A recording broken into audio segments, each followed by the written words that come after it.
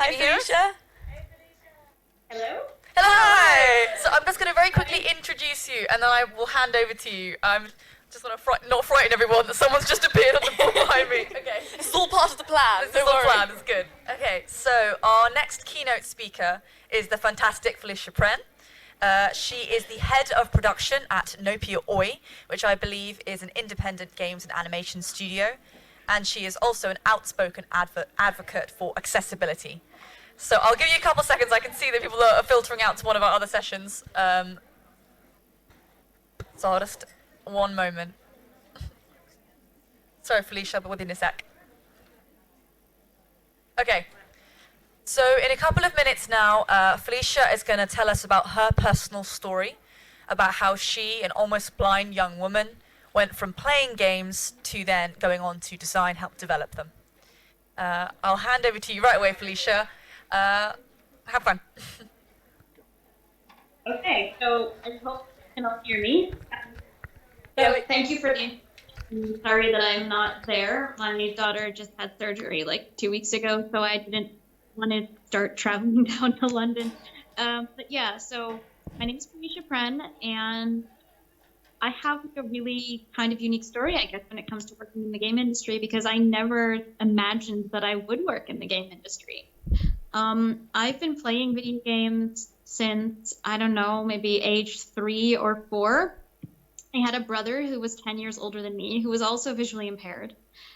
He was really active with LAN parties and things like that. So he used to play Doom and the original Wolfenstein and all that kind of thing. He was really into it, basically just by shoving his face against the screen.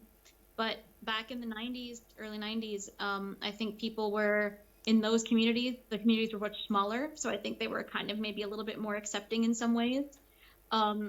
And of course, like, you know, it was most people he went to high school with and stuff. So everyone knew him and so on. So I never grew up thinking that video games weren't a thing that I could do. I just thought I played them maybe a little bit differently than other people, but I always thought that they were in some ways like an equalizer, you know, especially when you talk about like playing stuff online, people don't know that you can't see. Whereas if you want to play a real life sport with them, like hockey or football or something like that, then I think everyone kind of realizes right away that you don't see as well. But when you have the anonymity of a game, you know, it's much different. So I was always really into gaming. I had a regular Nintendo, and then for my first Holy Communion, which is like a really special Catholic day when you're like 8 years old, my family got together and raised money and got me a Nintendo 64. And that's all I did for like 2 years. It was play Nintendo 64. Pokemon Stadium and Super Mario 64 and Yoshi's Story and Kirby, and I played video games all the time. That was basically all I did, was play video games, and it was wonderful.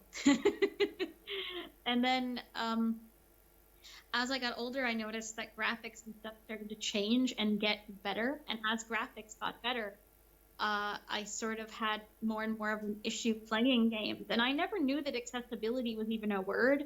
You know, I never knew that there were other blind people who played games. I didn't really know many other blind people, and the ones I did know were really different from me and had really different stories from me, so we didn't really talk.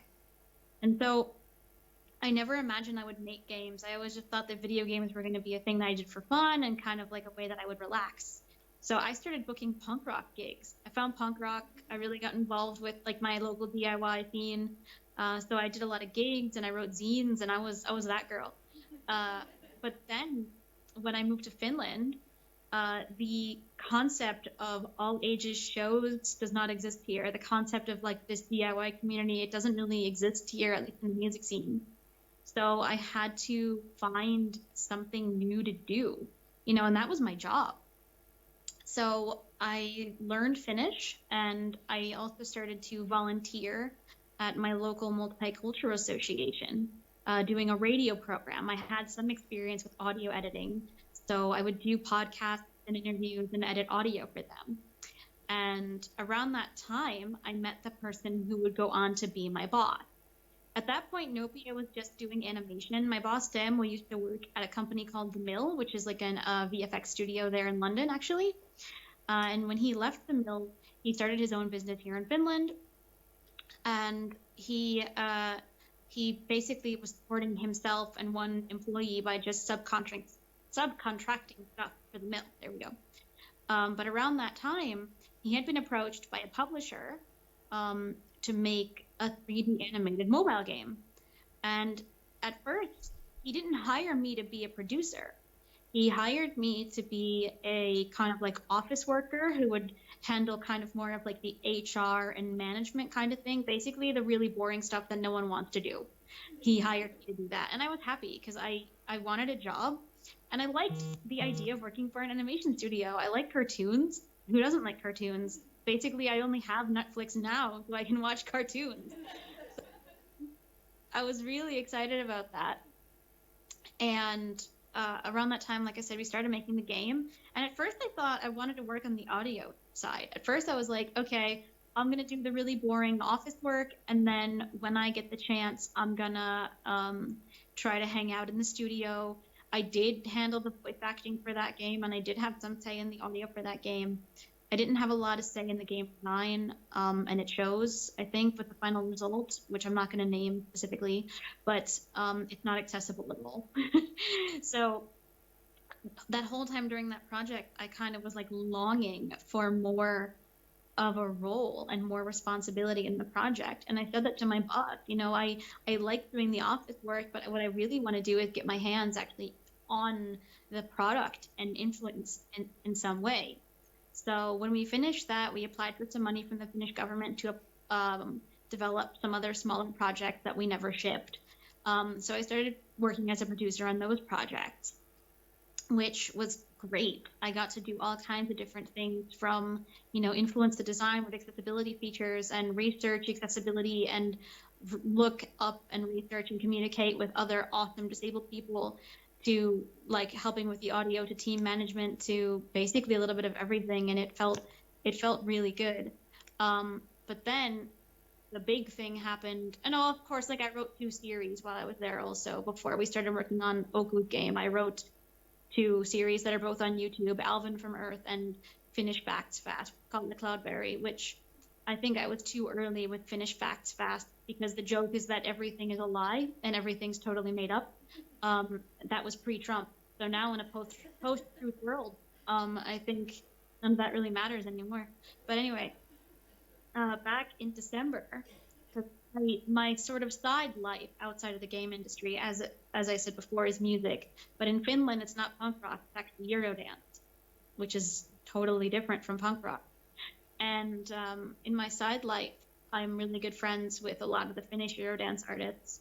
And I was having a chat with my friend Oku, who has a radio show here called Retro Perjantai, which is one of the biggest radio shows in Finland, about actually how we could get him to win the national radio contest. There's a radio contest every year called Radio Gala, and I really wanted that he would win the DJ of the year. So I was like, how can we get you to win DJ of the year? What if we made you a mobile game?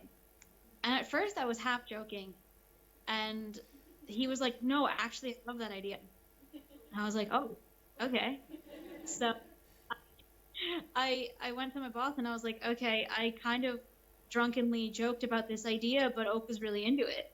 So he was like, okay, I'll give you resources and you guys come up with something.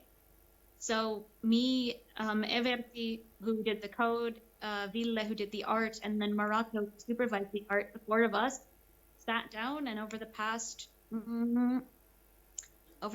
6 months, we've made a game. We shipped it 2 weeks ago. Or no, wait, where are we? Almost a month ago. I don't know anymore. And that was basically it. And every day, now that I've been working on that project, I wake up and I realize I'm doing exactly what I want to do. Being the kind of team lead and producing that title has been so much fun. Yes, it's just a casual mobile game, but it's been a dream to work on. And even if this dies and doesn't go anywhere, I'm really looking forward to staying in the game industry and staying on as a producer. It's never been something where my vision has impacted at all, actually. When I was in high school, back in the US, I had a really hard time with my teachers and my classmates kind of telling me all the time that I was going to be really limited in stuff that I could do. Going to college would be a waste of time. I had a hard time getting even hired at, really crappy, no skill jobs because people would just see blindness on paper and not really kind of look beyond it, no pun intended. And I think my boss here in Finland, Demo, I think he was able to kind of be open-minded about the whole thing and realize that like I wouldn't sign myself up for something that I wasn't physically able to do, because why would somebody do that? And I think that's a very Finnish way of looking at things. I'm not saying that like disability-based discrimination doesn't happen in Finland, but I would be willing to bet money that happens on less of a level than in the US. And I think especially in the Finnish game industry, people are much more willing to be a little bit open-minded about things compared to other countries. And that makes me really happy and really grateful. So that's sort of my history. And if anyone has any questions, I'd be happy to answer them. I can kind of hear you over there, so. Anybody here? We have a microphone. Should we? Yeah. Hi. It sounded really hard to get your first producer role. It sounded like you really worked for it. How did it feel when your game didn't ship? Was that tough, or were you just like loving the role and learning so much that it was kind of irrelevant? How did it feel when it shipped, did you ask? It felt amazing. It felt amazing. I was so happy that I was originally that night supposed to go to another studio's open house in Helsinki, and I actually ended up just going back to my music producer's house and opening up a bottle of wine and listening to the radio and taking a drink every time our studio's name got said on the radio. I was really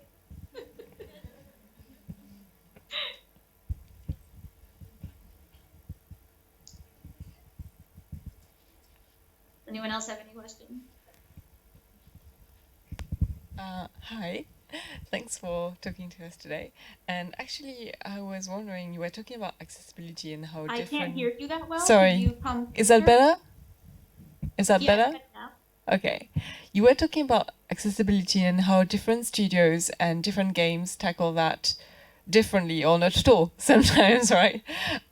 So I just want to actually to inform myself, like if I were to look into solutions on how to make practically design decisions to make games more accessible from the grounds up, where's a good resource? Like where can I look for advice before testing any game?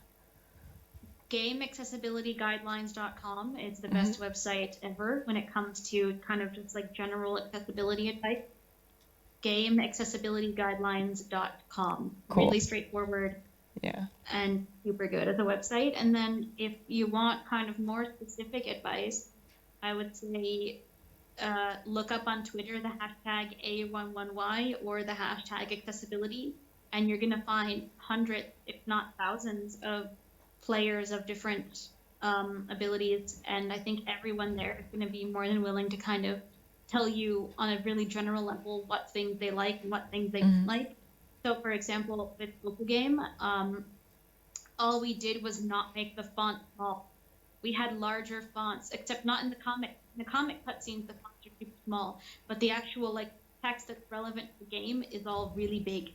And that does not take away from anyone's artistic vision, but it means that a heck of a lot more people can now play the game because they're not constantly having to squint and put more effort into reading text than actual gameplay. So really small, and then colorblind mode, of course, is one of those other things that is just like, I don't understand why there would be games that would not be colorblind. So, funny enough, I was talking to a design team the other day, and I'm not in the design team, I was just playtesting some of their prototypes, but noticing that yes, there was one action that needed to be done, and for sure, colorblind people I noticed like would not have picked that up, and they were just completely unaware of how. And then they just asked back, but how do you like make things okay for colorblind people. They literally had no clue. Oh, sorry. Sometimes designers just have literally no clue. So apart from very general advice, they need kind of practical tips. And I think the Twitter hashtag that you gave is really good because practical tips will be there. If there was something else that was, I think, aimed at level designers or artists in particular, would have been great. But already those two are good. Thank you. Yeah. I'm sorry? Oh, that's good. I just said thank you. I was just saying thank you for the 2 tips already because I didn't know the hashtags, so I think I can pick up a lot of practical advice from there. So yeah, thanks. Do we have any more questions, anyone? Or should we round up? Cool. Thank you so much, Felicia, for talking to us today. You're amazing, and congratulations on your game. And next time you're performing in Finland, I want to come. That sounds fun. Don't like casual mobile games? DJ Runner, every download helps and makes me feel validated. Yeah, I think that just that was download game, play it. Yes, people. So thank you so much. I guess we're gonna sign off now, and yeah, bye.